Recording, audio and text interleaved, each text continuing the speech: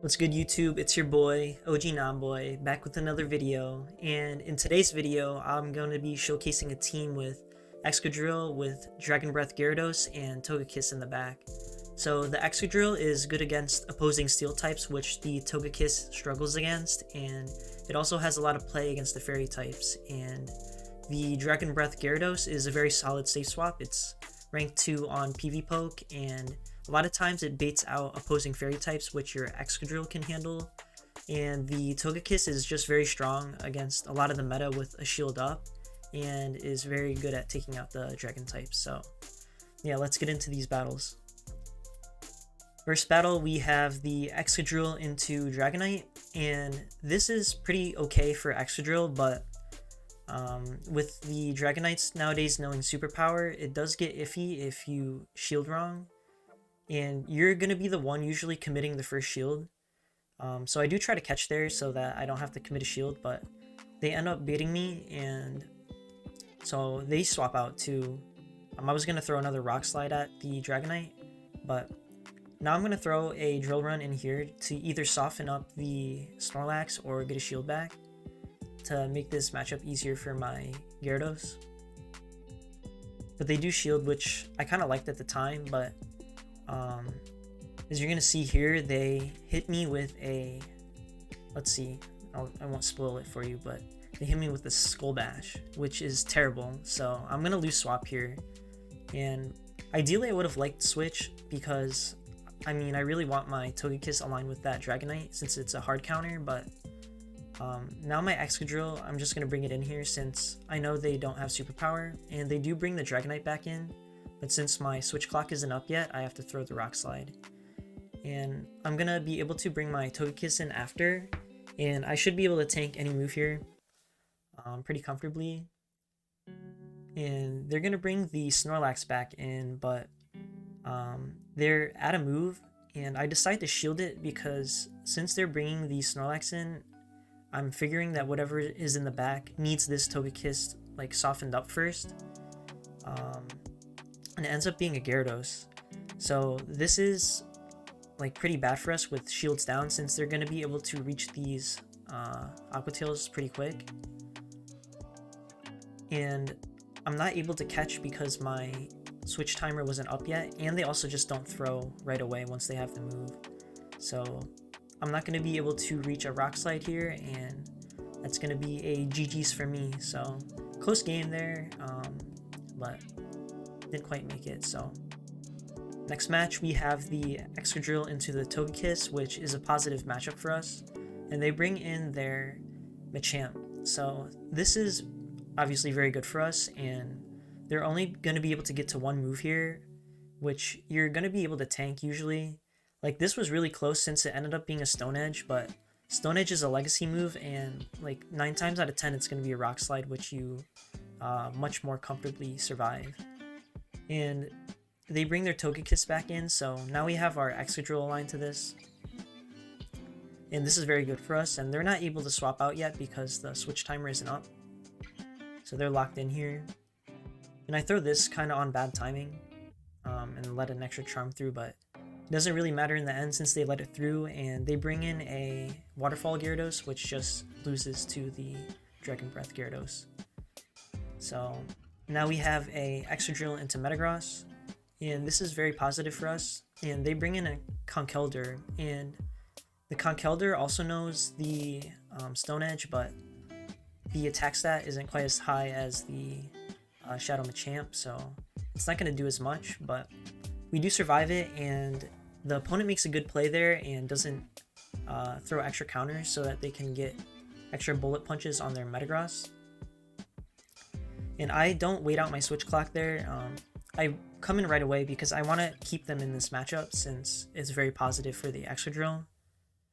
And they do throw a move here, and I'm going to respect it with a shield. Even if it's a Meteor Mash, it's going to almost take us out, so I want to preserve my Excadrill. And they bring in their Machamp, so since it does no Rock Slide, it's going to be hitting us for super effective damage, but I kind of want to save this shield for my Excadrill, since I know even if they spend their shield on this and take us out, Like, I should still be able to get to a move on this Machamp with my Excadrill, and also a move for the Metagross too. So that's just like what I'm thinking right now. They do undercharge that, which kind of doesn't make that much of a difference. But yeah, we still have our shield, and we're able to farm this down and get to a move for the Metagross, and that's a GG. So kind of a cheeky play there by the opponent, but a little bit unnecessary too. Like, they might have had a better chance if they just took us out. And then we have another Togekiss lead. So this is, again, very good for us. And they bring in their Waterfall Gyarados. So generally, the Dragon Breath variant is going to beat the Waterfall Gyarados. But next match, you're going to see a little surprise regarding that. But here, they're going to throw an Outrage, and I'm going to be able to survive it and farm them all the way down, just barely. So this is kind of ideal since we don't really want the Pokemon coming in to get too much farm on us. And we do have a move ready for them too. So this will provide a little bit of chip, but honestly, it's not too big a deal since we still need 2 Rock Slides to kill the Togekiss at this range anyways. And they bring a Haxorus in, and this is just completely GG. So the Togekiss here hard walls the Haxorus since it resists like literally every move. But the opponent decides to stay in here and play it out, which normally, like, I do kind of respect since sometimes there is a win con, but in this case there literally is none, since even if I let my Togekiss go down, I'm going to be able to reach 2 Rock Slides on my Excadrill pretty easily before they can even threaten anything. So yeah, kind of a waste of time for both of us, and if you're ever in this position, you should just back out. So I'm gonna win this with like 2 shields up too, so it's not even like they had a chance at all. But yeah, GG's to the opponent. So next match we have the Excadrill into a Florges. Or I don't even know how to say this, but whatever. But like I kind of spoiled in the last match, I'm gonna lose this Dragon Breath Gyarados matchup. So you should get to your crunches before they get to their crunches, I believe. But I throw mine after, and since I get the debuff, they are smart here and they shield their Gyarados, which allows them to win this matchup. Since I'm gonna have to commit my shield here if I want to get my crunch off, and they're gonna be able to farm me down after if they commit 1 shield. So they are a shield down, but having swap there would have been nice since the Excadrill does do really well against the Florges. And I'm gonna have to tank a Aqua Tail here on my Togekiss.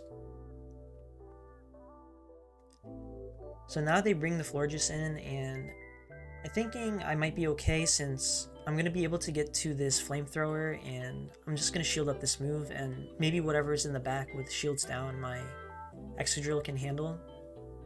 So I'm just going to get this off, and I swap into my Excadrill to get a little head start on some farm. And they're basically out of move too, so if they decided to throw there, they could have gotten it off. But it ends up being a Swampert in the back, and Swampert beats us to our charge moves, and it also only needs 1 charge move to get rid of us. So they hit us with a Hydro Cannon, and they're going to hit our Togekiss with a Hydro Cannon. And we're going to just barely survive this, but it's not going to be quite enough since even though I'm going to farm this thing down, I'm not going to be able to take care of this Florges. So end up losing that really close match, and that's a GG's. But if I had alignment there, it would have been really good for me since Gyarados hard counters Swampert. So this is just a bonus battle, so it's showcasing the Excadrill lead, which is pretty hard to play out because it's pretty 50-50 since if both of you guys have 15 attack, whoever wins CMP is a coin flip. And your best answer to Excadrill is your own Excadrill. Since your Gyarados knows Dragon Breath, it's not too good against the Excadrill.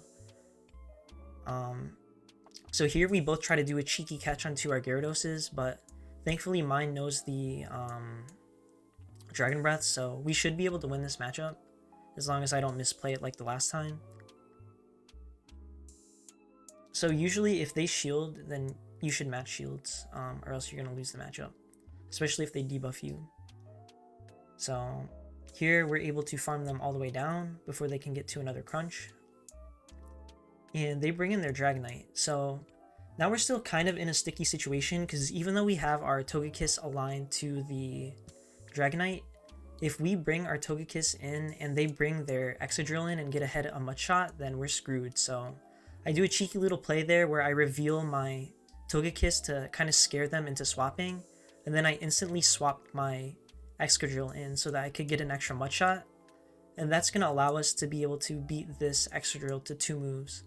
So that kind of decided the game there, so I just thought it was an interesting match to include and kind of give you guys some ideas on how you might want to play that lead matchup too. So yeah, that's all for this video. If you enjoyed it, make sure you like, comment, and subscribe. And also, if you want, you can leave battle submissions. The link for that is in the description below, and I'll see you in the next one.